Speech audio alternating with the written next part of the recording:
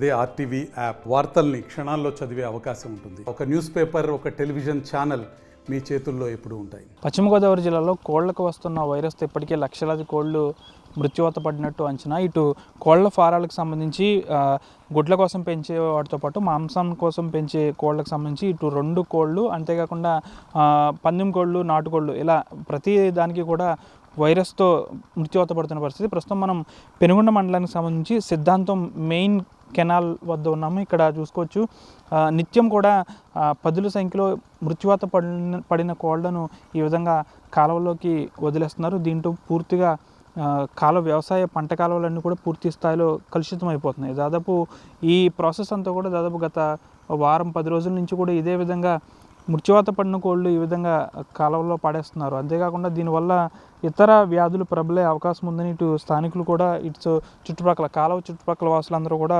వాపోతున్న పరిస్థితి. దాదాపు మనం విజువల్స్లో క్లారిటీగా చూడొచ్చు, చనిపోయిన కోళ్ళు, వైరస్ వచ్చిన కోళ్లను ఈ విధంగా దాదాపు ఈ విధంగా కాలువల్లోకి పాడేయడంతో పాటు ఇవి ఈ విధంగా లాకుల వద్ద ఆగిపోయి తీవ్ర దుర్వాసన వస్తున్న పరిస్థితి. ఇటు చుట్టుపక్కల ప్రాంతాల్లో వారు కూడా చాలా దుర్వాసనతో తీవ్ర ఇబ్బందులు కూడా ఎదుర్కొంటున్న పరిస్థితి. నిత్యం కూడా ఉదయం నుంచి రాత్రి వరకు చూసుకుంటే పదుల సంఖ్యలో ఈ విధంగా కోళ్ళు అనేవి వెళ్తున్న పరిస్థితి. అంతేకాకుండా ఈ వాటర్ అనేది దాదాపు ఇటు చుట్టుపక్కల ప్రాంతం అంతా ఎక్కువ వరి పొలాలు కాబట్టి ఈ వాటర్ వరి చేలల్లోకి వెళ్తుంది. అంతేకాకుండా చాలామంది రైతులు కూడా పశువులను శుభ్రం చేసుకోవడానికి ఈ కాలువలోని నీటిని ఉపయోగిస్తారు. అంతేకాకుండా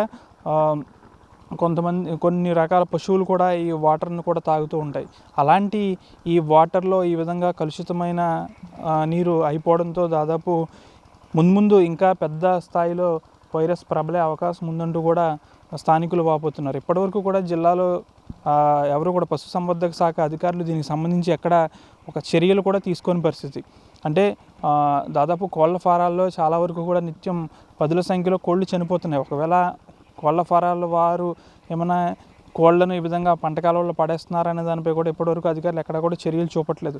ప్రస్తుతం అయితే ఈ విధంగా పంట కాలువలతో పాటు ప్రధానమైన కాలువలు ఈ విధంగా కోళ్ళు అనేవి ఈ విధంగా ఆగిపోవడంతో పాటు తీవ్రమైన దుర్వాసన, అంతేకాకుండా ఇవి వైరస్ వచ్చిన కోళ్ళు కాబట్టి వీటిని ఈ వాటర్ని పశువులు తాగితే వాటికి ఇంకా ఏమన్నా ప్రమాదం వచ్చే అవకాశం ఉంది అంటారు. అయితే దాదాపు ఇప్పటికైనా ఒకవేళ వైరస్ వచ్చిన తర్వాత ఆయా ఎవరైతే రైతులు ఉన్నారో, కోళ్ళకి సంబంధించిన రైతులు ఉన్నారో, వీటిని గొయ్యి తీసి పాతి పెట్టడమో లేకపోతే ప్లాస్టిక్ సహాయంతో వీటిని పూర్తిగా అంటిస్తే ఆ వైరస్ అనేది చనిపోతుంది. దాదాపు ఈ ప్రక్రియ ఎవరు కూడా చేయట్లేదు. అంటే వారి యొక్క కోళ్ళు చనిపోయిన తర్వాత ఈ విధంగా కాలువల్లో పడేయడం ఎంతవరకు కరెక్ట్ అంటూ కూడా స్థానికులు అయితే వాపోతున్నారు.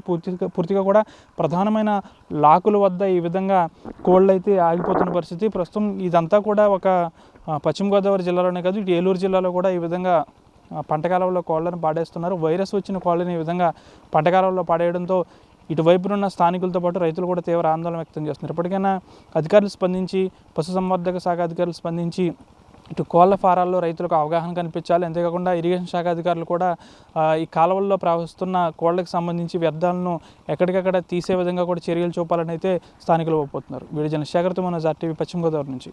మరిన్ని వీడియోస్ కోసం ఛానల్ ని సబ్స్క్రైబ్ చేయండి. లేటెస్ట్ అప్డేట్స్ కోసం వాట్సాప్ ఛానల్ ని ఫాలో అవ్వండి. ఆ లింక్ డిస్క్రిప్షన్ లో ఉంది.